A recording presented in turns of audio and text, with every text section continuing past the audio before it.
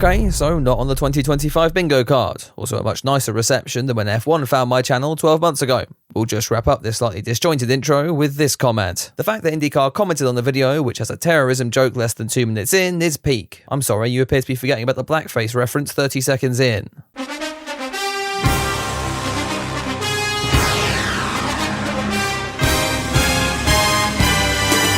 Indycar is back in the States, and what a venue to return to. WeatherTech Raceway, otherwise known as Laguna Seca, or if you're Will Buxton, experiencing the corkscrew for the first time. Did you really? Welcome to Laguna, bro. You just corkscrewed. The big news of the week was the death of rock icon Ozzy Osbourne. You're probably sat there wondering, okay, well, what the f*** has this got to do with IndyCar though? And you know what? Good point. But Osbourne featured on Felix Rosenqvist's car earlier in the season, and a new tribute livery would be on show this weekend. And yeah, you can't miss that, can you? Well, unless your name is Kiffin Simpson, as it turned out. Elsewhere in the news, McLaren saw the headlines of the new ECR factory last week and decided that they wanted to do that too. Taking over the old Andretti base in Indianapolis, the team also announced that the facility will be expanded by an extra 12,000 feet, presumably to help accommodate Zach Brown. Right, that's the friendly fire done and dusted. Let's get into practice.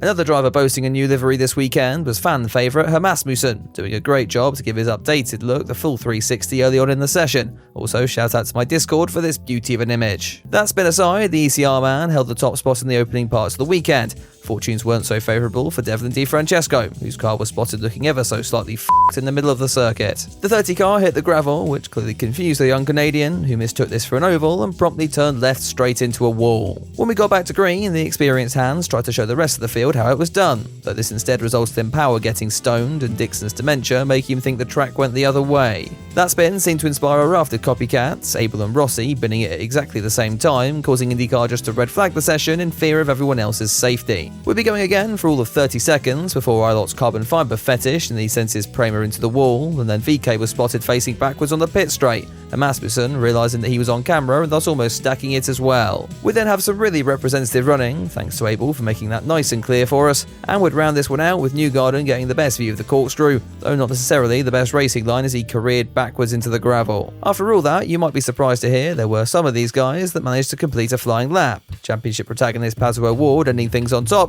Well, I say protagonist, more like forgotten side character. Anyway, if practice 1 taught us anything, it's that we kinda needed more practice. Only that wasn't going to happen. IndyCar's been stopped by a tornado this month, then a pool noodle, and this time it was the turn of clouds, the frightening coverage preventing the emergency helicopter from taking off, and considering what we've seen so far this weekend, yeah, I wouldn't risk going without that either.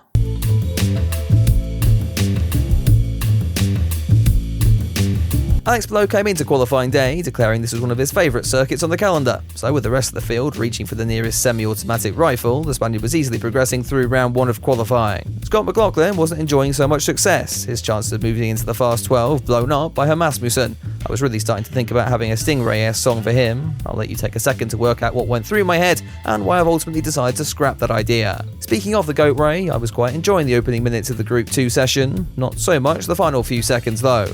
Adding to my enjoyment was Devlin Di Francesco f***ing it all up again. The driver of the 30 car, clearly so talented he could attempt the remainder of the lap in reverse. Our other friend of the show, Santino Ferrucci, was brave to even be in the car. The crash that ruled 1 extra yellow out of the Toronto race, injuring the ferret's hand and making the Grand Prix of Monterey a very painful experience. Graham Rahal is always looking out for the younger guys and was kind enough to boot Santino out and ice his hand for the remainder of qualifying. Another shock to miss out was the other so-called title contender, Carl Kirkwood, who found out whacking your ass through the corkscrew, funnily enough, doesn't make you any faster through there. We'd move on to round 2 then, with O'Ward the only real contender left standing. Pelot responded to this by going straight to the top before making things interesting by dipping a wheel in the gravel, unbeknownst to the fact that Rosenqvist behind was busy copying his racing lines. The 60 car brought out a local yellow and disrupted Rasmussen. Not that that would have made much of a difference, but the MSR car was booted out of the Fast 6 regardless. That, in turn, gifted IndyCar Make-A-Wish kid Will Power with a spot in the shootout for pole, or perhaps the shootout for P2, as the man leading the field to green on Sunday was pretty obvious at this stage. Pelot would go 3/10 faster than anyone else on his final run, and fair play to Fox for trying to orchestrate some fake drama, though that was rather defeated by the sea of red drowning the timing tower. O'Ward would complete the front row then with Herter in hot pursuit, in what still shaped up to be a thrilling race, even if the trophy could already be engraved at this point.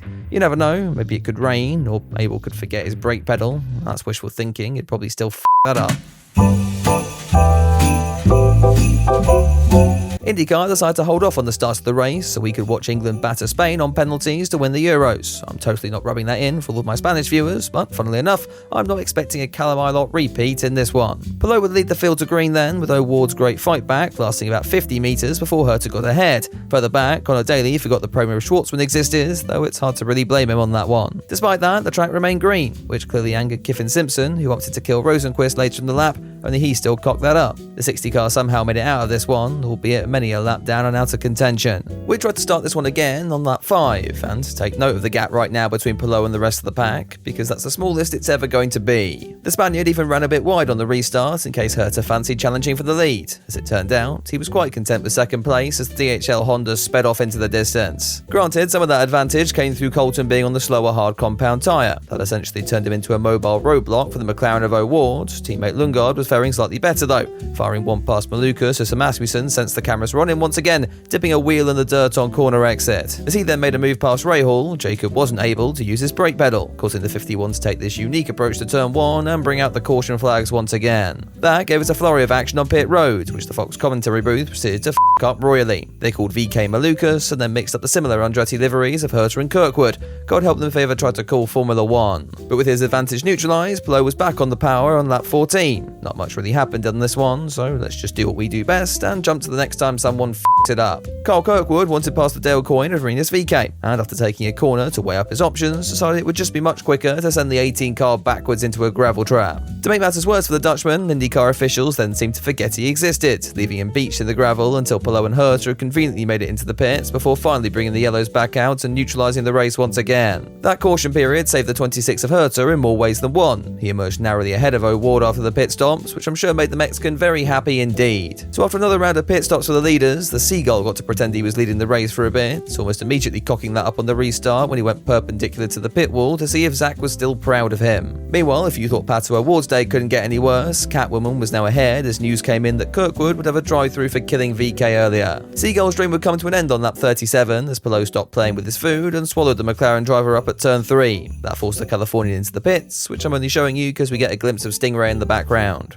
Another driver on this alternative strategy was Scott Dixon, though he was just holding Herta up at this stage, the 26 making his way by, still living his own fairy tale that he has a chance of winning this one. In reality, Palou was running away with this, a bit like Colton's wheel nut at his next pit stop. We're at half distance now, and according to the Fox commentary team, Palou leads the 26, but if Will Buxton had used those things called eyes, he might have noticed Catwoman absolutely sending one down the inside of the final corner. Maybe Lundgaard here could be the one to challenge Palou, until the championship leaders found traffic. What's he going to do? This could be catastrophic. Oh, never mind, he has a 32-second lead. By lap 69, Palou was so dominant the Fox booth were busy strategizing over how someone could stack it, bring out a caution, and leave him completely exposed on the restart. Guys, I think they might have lost faith in the future of this one as well. It appeared Race Control had also fallen asleep, as when Ericsson was spotted broadside, facing the wrong way, and in the circuit blind spot, the caution wasn't pulled out for about a million years. Maybe that handed an opportunity to Lundgaard then, though judging by the gap already, I might just hold out on that one. Thankfully, it wasn't long before we get another chance. We were under caution once again with 10 laps to go. The Ferret, trying to wipe out Rossi, arse first into the corkscrew. We go back to green, the restart going the same as before. O'Ward would benefit from a slice of dementia to get past Dixon as the Penske stalled further back, having to navigate a whole cloud of dust on the exit of 4, which was caused by Asmussen, because of course it was. Still, this was turning into a rather good race for Penske, but the fact that we're saying that about 7th, 10th and 11th says a lot about their season so far, doesn't it? I could cover the final 8 laps, but there wasn't really much point. Palou had looked untouchable all day and spent the final stint cementing exactly why that was. He dominated the field to take his 8th win on the year, Lundgaard and Herta rounding out the round 14 podium. So maybe not the most thrilling of races as far as the battle for the lead was concerned, but further back, things were spicy enough to keep us entertained. Alex can now beat the record for most wins in the season if he takes victory in the remaining 3 rounds, and you know what, I wouldn't put it past him. Sorry Alex, part of me is just saying that because I'm very good at jinxing these sort of things. After a mad month of IndyCar then, we've got a little break before the series returns in Portland. There's sure to be plenty of content in the meantime, so if you enjoy, drop the video a like and get subscribed for more. And if you want even more than that, and just want to help support the channel, my members and patrons got an exclusive video last week documenting Tora Takagi's rookie year, and long story short, he makes Asmussen look like a Twitter troll. Links are down in the description if you'd like to check that out. Anyway, I'll be back later in the week with another video. In the meantime, have a good one.